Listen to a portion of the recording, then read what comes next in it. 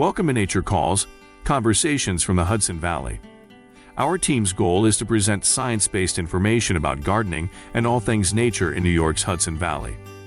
Hosts Jean and Tim, along with team members Teresa, Linda, and Annie, are master gardener volunteers for New York's Columbia and Greene counties. So if you're interested in gardening or nature, or nuggets of information about what's happening outside your door, settle in. Enjoy the conversation. Whatever the season, we have something to say.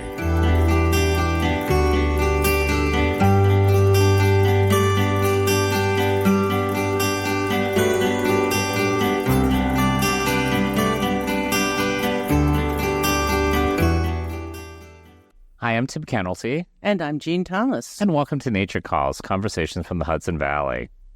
Today's episode is a compilation of segments on everything you need to know about growing veggies. So listen in for the Veggie Patch with Teresa Golden.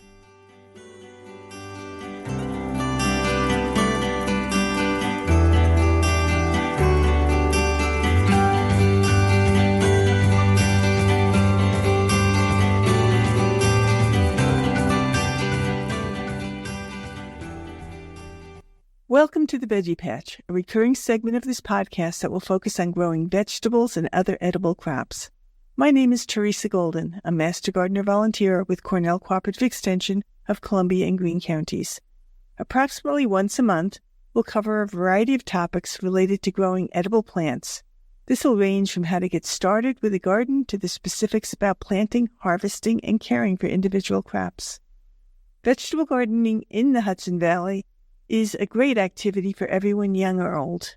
Whether you're using containers, a community garden, or a larger garden plot, growing veggies enables you to supply family and friends with nutritious vegetables for 6 to 9 months of the year.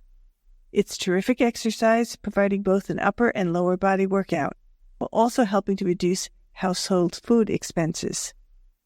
In lieu of a dedicated vegetable garden, you can consider creating an edible landscape. This approach integrates edible plants within a home or community landscape. For instance, you can add blueberry plants to a largely ornamental landscape, or create a yard full of fruiting bushes, edible flowers, vegetables, and ornamental plants. Basil, rosemary, dill, sage, lettuce, peppers, dwarf tomatoes, okra, eggplant, and even Swiss chard can all easily be worked into an ornamental bed or border.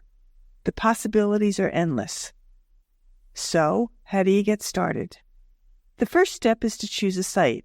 Ideally, a full sun garden should have a southern exposure with more than 6 hours of sun each day. 8 to 10 hours of sunshine is ideal, but most vegetables really need at least 6 hours. Look around your yard for possible sites and record how much sun the various areas get to select your best option. Note that the best bet might be a container garden on your porch or patio. However, if you don't typically get that much sun, don't despair. Carrots, beets, Swiss chard, and kale can do well in a garden with only 6 hours of sunlight. And leafy greens such as spinach, arugula, and lettuce can thrive with only 4 or 5 hours of light, but they can also tolerate more. In addition to sun, a critical requirement is water. Locate your garden where it's easily accessible to water. Remember that you'll have to water your plants at least an inch a week, especially in the drier months of the summer. A level, well-drained site is best, but if you are located on a slope, consider creating a terrace to make a level area. Avoid the root systems from trees and shrubs to minimize competition for water and nutrients, as well as to avoid a lot of shade. Make sure to keep your garden at least 75 feet away from black walnut or butternut trees, as their roots exude a chemical that is toxic to tomato, potato, peas, and asparagus plants. And ensure your garden can be accessible to a wheelbarrow or garden cart for moving soil, compost, mulch, plants, as well as to harvest your veggies. One of the advantages of the winter months is that you have the time to plan and dream. Until next time, this is the Veggie Patch. You're listening to Nature Calls, Conversations from the Hudson Valley. Welcome back to the Veggie Patch. I'm Teresa Golden from Cornell Cooperative Extension of Columbia and Greene counties, and today I'll be talking about what you can plant in your vegetable garden. There are so many different crops that can be grown in the Hudson Valley. But if your garden is like mine, space is limited, so you need to narrow down your options. Best choice of a vegetable to grow is one you'd like to eat. Consider your taste buds and those of your family in your selection process. And think about the number of people you plan to feed. Many vegetables come in seed packages that contain many more seeds than a typical family of 4 will easily consume. In the resources section of this podcast website, you will find some guides to help you determine how much to plant. And when selecting veggies to grow, also consider the nutritional value of the plants. Sweet potatoes, kale, peppers, broccoli, cauliflower all come to mind. Consider vegetables that are more expensive to buy, such as garlic, leeks, herbs, heirloom tomatoes, and peppers. Also consider the amount of time you have to care for your garden. This is not a plant-and-done activity, but rather one that requires regular maintenance. If you are a first-time gardener, or if time is an issue, consider focusing on veggies that are the easiest to grow. Cornell University publishes a document called Vegetable Varieties that you might find useful. It includes specific varieties that have been tested to grow well in New York State. Note that you may have to search for seeds or plants of these varieties in multiple catalogs, as they are not typically all available from your local nursery or box store. You can find this document in the resources section of this podcast website. Once you know what you'd like to grow, start thinking about your garden layout. I'd suggest you plant taller crops on the north and west sides of your garden so that they won't shade shorter, full-sun plants. Considering grouping plants by their days to maturity. The advantage of this is that you can plant a second crop in that space once the earlier crop matures.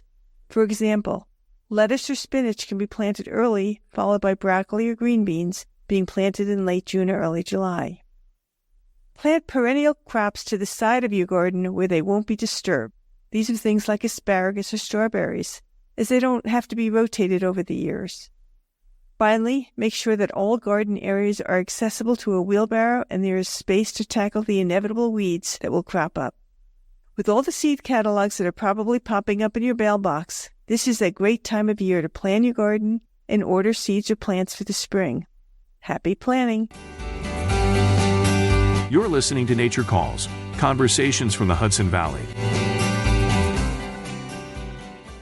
This is Teresa Golden, and welcome back to the Veggie Patch. So if you've been following along with the previous segments, you may have already picked a spot where you plan to place your garden and what you want to plant.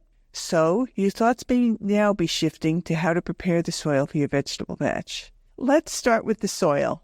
Soil is often an afterthought, but it supports all plant life, which thus supports both animals and humans. Every gardener has a piece of the earth to begin with. The quality of this piece of earth varies enormously. It often gets compacted when walked on or overwatered. It may be too sandy or have too much clay. It may be depleted from previous years of gardening. The reality is that most gardeners don't have ideal soil. Fortunately, almost any soil can be improved.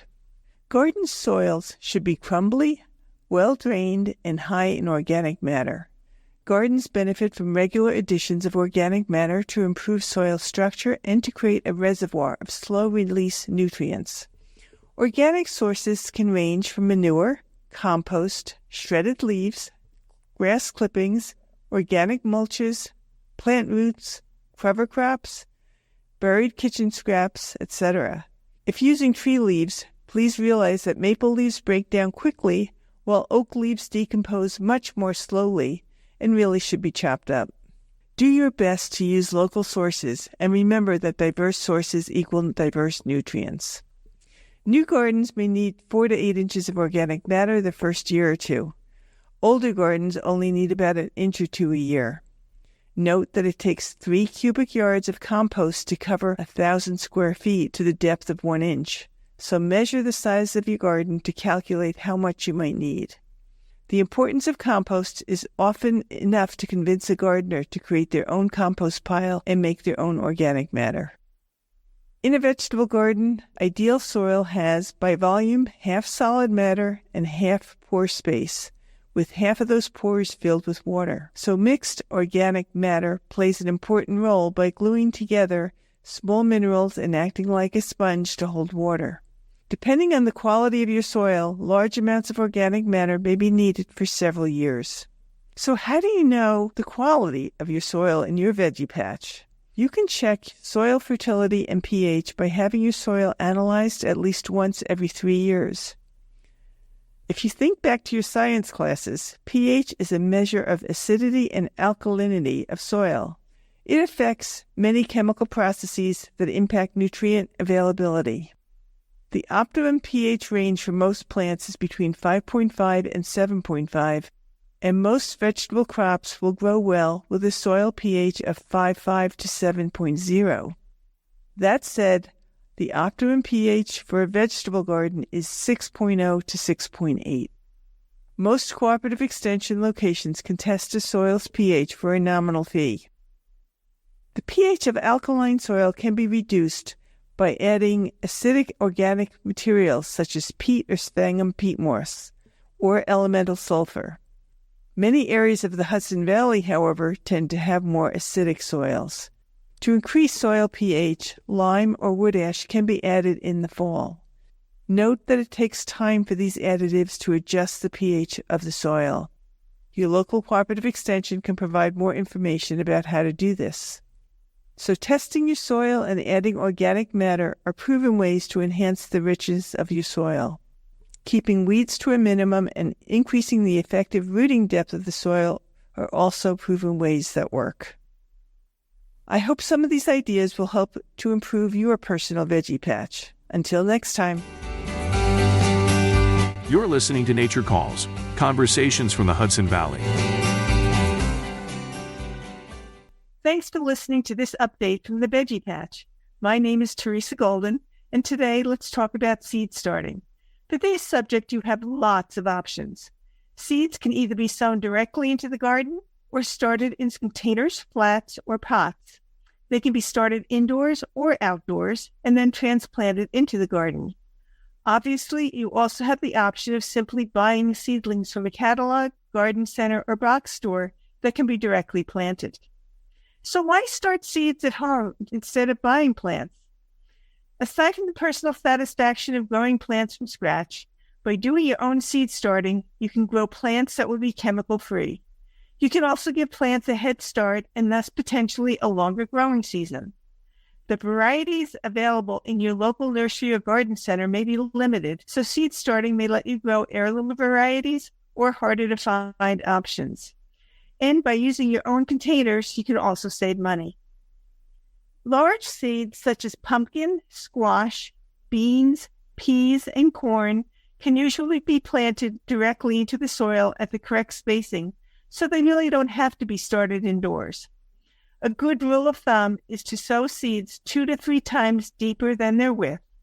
Smaller seeds per crop such as spinach, beets, lettuce, and carrots can typically be gently scraped into the soil, but you'll probably have to thin them to get them spaced appropriately. Soil temperature has a major effect on the speed of germination. This is one reason why many gardeners opt to start seeds indoors and then transplant the seedlings once the soil is sufficiently warm, usually above 60 degrees. A soil thermometer will help you determine when it's safe to do this. Most warm season crops, such as tomato, pepper, and eggplant, are typically started indoors, grown for several weeks, and then transplanted outdoors to ensure a long summer harvest. Cool season crops can also benefit from an early start indoors, so they mature prior to summer heat. You can buy seed starting kits that contain everything you need except the seeds and soil, or you can use your own trays and containers. Regardless of which approach you choose to grow your own transplants from seed, you use a soilless growing medium, typically containing peat, perlite, and vermiculite. Moisten the medium and transfer to the containers. Sow seeds in trays following the directions on the seed packet to ensure they are at the right depth and are starting at the appropriate time for your area. Cover the trays with clear plastic to create a high humidity environment and set them on top of your refrigerator or some type of heating pad to help them germinate. Once seedlings emerge, remove the plastic and move the trays under grow lights that should be kept on for 14 to 16 hours each day. Make sure to keep the light no more than 1 to 2 inches directly above the plants to prevent the plants from becoming too leggy. The room temperature should ideally be between 70 and 75 degrees. Keep the soil moist. Please don't overwater them. First leaves that appear are starter leaves. They look alike on most plants. It's not until the second set of leaves that you will see individuality. Once these true leaves appear, you can transplant seedlings to larger containers, making sure not to crowd them. Keep them indoors until the weather is past the danger of frost or the soil temperature is sufficiently warm. Bear in mind that your seedlings will need to be hardened off prior to planting in the ground. The seedlings need to adjust to the wind and to natural sunlight, which can be hotter and brighter than indoor light. Over the course of a few weeks, bring them outside, perhaps in a sheltered spot so they can adapt. After this process, they should be ready to thrive in your garden soil. Happy planting! Until next time, this is the Veggie Patch. You're listening to Nature Calls, conversations from the Hudson Valley. It's time again for the Veggie Patch. I'm Teresa Golden, and today's topic is brassicas. When you were a child, I suspect you were reminded to eat your vegetables. And I suspect one of the vegetables on your plate was either broccoli or cauliflower. They are both members of a group of plants called brassica, which also includes things like cabbage and mustard plants. You might associate brassica with cool weather and root cellars, but this family of easy-to-prepare veggies has something to offer year-round. Brassicas are among the most cultivated foods in the world and some of the most nutritious ones you can eat. The genus is native to Western Europe, the Mediterranean, and temperate regions of Asia. The flowers, seeds, stalks, and tender leaves of most species of brassica can be eaten raw or cooked. Many parts of some species have been developed for food, including the turnip root, the kohlrabi stems, cabbage and kale leaves, cauliflower and broccoli flowers, and Brussels sprout buds. A dislike for cabbage or broccoli results from a compound in these plants which can be perceived as either bitter or tasteless to people, depending on their taste buds. That said, brassica vegetables contain a range of health benefits, like vitamin C, vitamin K, beta-carotene, manganese, and soluble fiber. So let's dive deeper into some of the more common varieties. Broccoli is an edible, bright green or purple plant with a flowering head, sturdy stalk, and nutrient-dense leaves. Broccoli can be eaten in its entirety and prepared in a myriad of ways: raw, roasted, steamed, sautéed, and even battered and fried. Enjoy it chopped up in a salad, steamed for a quick snack, pureed into a pasta sauce, or roasted and served over lentils, rice, quinoa, or other grains with a drizzle of olive oil. Sound yummy? Broccoli prefers to be grown in full sun and well-drained soil, rich in organic matter, but it thrives in cool weather. In warm weather, it is more tolerant of shade. 5 to 7 week transplants can be set out 4 weeks prior to the last frost date. To deter insects, you can cover seedlings with a floating row cover and mulch them with compost when plants are about 6 inches tall. The plants are shallow-rooted and thus dry out quickly, so keep them well watered throughout the season. Gather broccoli when the heads are 5 to 10 inches across while the buds are still green and tight, before they turn yellow or open into flowers. Cut them 4 to 6 inches below the flower heads. Note that some varieties will grow smaller heads on their side shoots, extending your harvest until a hard frost. After harvesting, you can soak broccoli heads in cold water until you use them. This will force out any insects and keep the flavor fresh. From a pest perspective, look out for cutworms, which are fat, green, and about 1.5 inches long. They chew on the areas at the top of the broccoli's roots and on the leaves. Placing a collar, such as a tuna fish can with both ends removed, placing that around the seedlings can help deter cutworms. The collar can be removed once the plants are established. Note that fall-planted broccoli often produces higher yields than spring plantings in this region. Another member of the brassica family is the Brussels sprout. These are typically grown to be harvested in the fall because cool weather helps to develop their flavor. Seeds should be sown in early to mid-summer. The plants stand 2 to 3 feet tall and can withstand a light frost. Harvest them when the sprouts or buds at the base of the plant are firm and about 1.5 inches in diameter. The lower leaves can be removed to hasten sprout development, but don't strip all the leaves as they are needed for growth. You can pinch out the growing point at the top of the stem to get larger sprouts. These crunchy seasonal staples that resemble mini cabbages are delicious when their outer leaves are roasted to a salty crisp, leaving the insides tender. Brussels sprouts are best served steamed, roasted, or sautéed, but you can also thinly slice them raw for an unbeatable winter salad. Cabbage is a brassica vegetable that can be leafy green, red, or white. It is known for its densely formed heads. Start seeds indoors for early spring transplants or in beds or flats for fall transplants. Plants can sustain temperatures as low as 15 to 20 degrees Fahrenheit, but it's best not to plant cabbage or any brassica family crop in the same spot year after year, since diseases and insect pests will build up. So make sure to rotate them within your garden. Plant spacing will affect head size, so make sure to space them at least 12 inches apart or more. Harvest a cabbage head when it is firm and before it splits. Mature heads can be left on the plant in the garden for about 2 weeks in the summer and up to 3 to 4 weeks in the fall. Remove the loose outer leaves.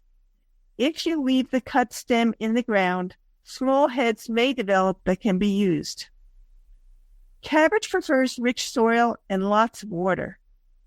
Cabbage can be transformed into a refreshing slaw, sauerkraut, or a braised side dish.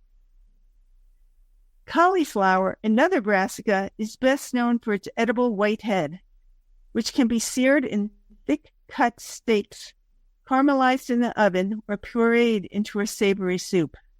But its core, stems, and leaves can be cooked over high heat to draw out its flavor.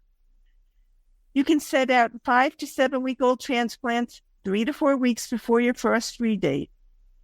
When their heads are about 2 to 3 inches in diameter, take the outer leaves and fold them up and over the head. Tie them with a string to keep the head from turning yellow. In 1 to 3 weeks, the head should be 6 to 7 inches wide and ready to harvest, approximately 50 to 80 days from transplanting. Cauliflower should be ready to pick when its head is firm and heavy, but before the curb begins to separate or become racy. It is over-mature when soft or when leaves turn yellow.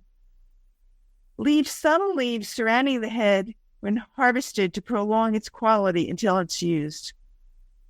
As you've heard, there are many, many different varieties of brassica vegetables, so have fun growing them all in your veggie patch. Until next time, nature calls.